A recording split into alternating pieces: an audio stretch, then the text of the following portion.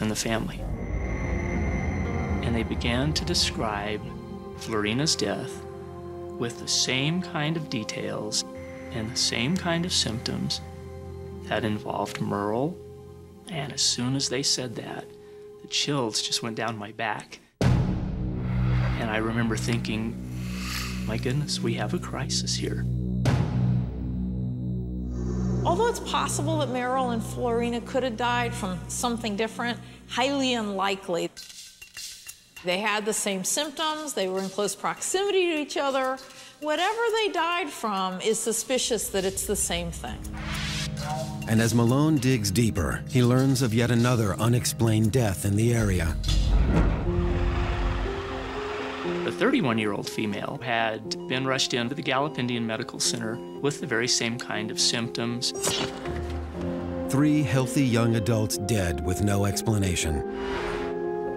Suddenly, Malone and state health officials find themselves grasping for answers and fearing the worst. It was really frightening because they were young, totally healthy people, and they would have what seemed like some kind of mild case of the flu, and in a relatively short time, they would just be dead. Medical investigator Richard Malone is baffled by the sudden deaths of Merle Bahi and his fiancée Florina. And his only hope for an answer lies with an autopsy. If there was something contagious, then we had a much better handle on it if we autopsied both people. Merle and Florina's bodies are rushed to the New Mexico office of the medical investigator, where Dr. Patricia McFeely will perform the autopsy. It was after hours, and arranged to have people there, technicians there, so that we could get going very quickly. Her prime suspect is an unusual but highly lethal disease: the plague. Between 1348 and 1350, it killed roughly 25 million people, almost half of Europe's population. I think when people hear about the plague, we think of the millions of deaths that occurred during the Middle Ages. We still think of it as something very deadly, but it's just a bacterial infection that we have antibiotics for. But while cases of bubonic plague are relatively rare in the United States, it's still a threat in the American Southwest. It's endemic here. I mean, every year we have had plague deaths, so it's something that we knew was around and had dealt with before. Still, even a single diagnosis of bubonic plague is enough to raise alarm bells across the region. Within days, the disease can develop into a highly contagious and lethal pneumonia. Every time they breathe out or cough or something, they're distributing all these organisms, and other people can then obviously breathe them in.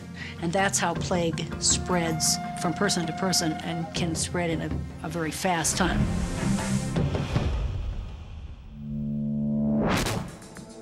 As soon as the bodies arrive, Dr. McFeely cuts open the chest cavities and begins extracting tissue samples from their lungs. Then she draws blood to test for the plague bacteria.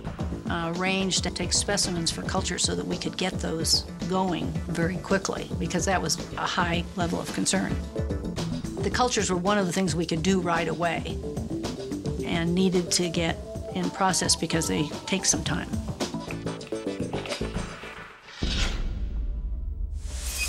Early the next morning, Dr. McFeely begins the back-to-back autopsies, starting with Florina.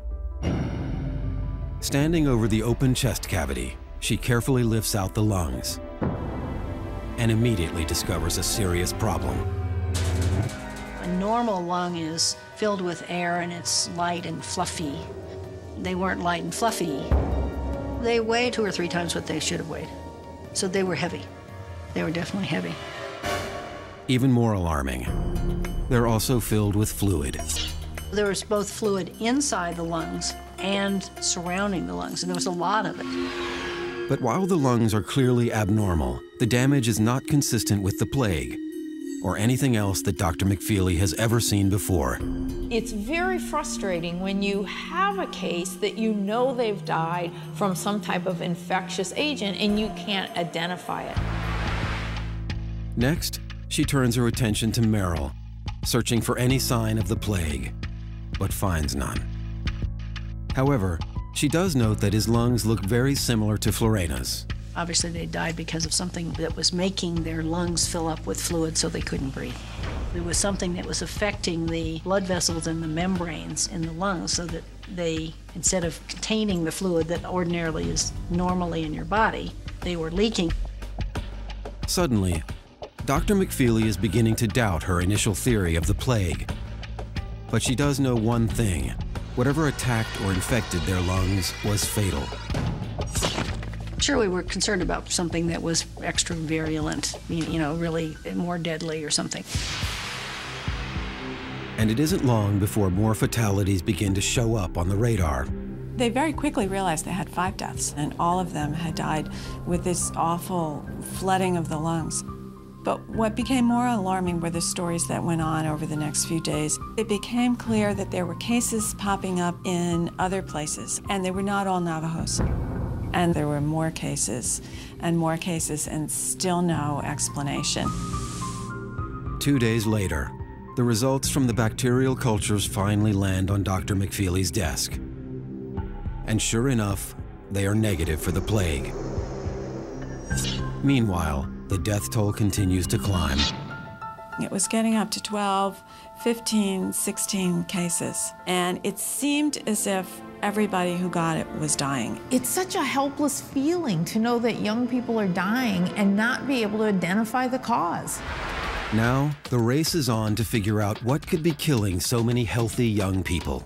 And then we really had kind of a big gap, you know, as to what else it might be, because there really weren't a lot of things that fit very well. We were looking at everything. Merrill Bahi and his fiancée Florena died suddenly just 2 weeks ago. And since then, at least 10 other healthy young people have been killed in what seems to be the same mysterious disease. Facing a dangerous and deadly outbreak, New Mexico state health authorities decide it's time to call in the CDC. The Centers for Disease Control and Prevention is this federal health agency in Atlanta, and they're kind of like the infectious disease detectives for the United States. CDC officials waste no time assigning one of their top experts to the case, Dr. Stuart Nickel. There was quite a bit of fear and anxiety. Was this something that was spreading? How was it being transmitted? Was it suddenly going to mushroom up into a large explosive outbreak? At this stage, only one thing is clear. Dr. Nickel and his team of scientists need to find answers. Fast. It's really like a police investigation, but a medical one, to try to figure out what possible things they could have been exposed to that might explain this illness. And they start doing all kinds of lab work. I mean, they get samples from the blood, from the lungs, everything they can get. They test each sample for a myriad of rare disease agents: machupo, Hunin, and an unusual form of meningitis. But all of the results were negative. We were coming up with blanks. Then, after a week of round-the-clock investigation, a blood test on one of the deceased patients yields a shocking result. On June 4th, the testing showed that what they had was a hantavirus. Hantavirus, a deadly disease contracted from rodents. It's spread when their urine or feces dry out and turns into deadly dust. It spreads through the air. If it dries out and starts blowing around, you inhale it. But this finding makes little sense. Hantavirus almost always leads to kidney disease. It's never been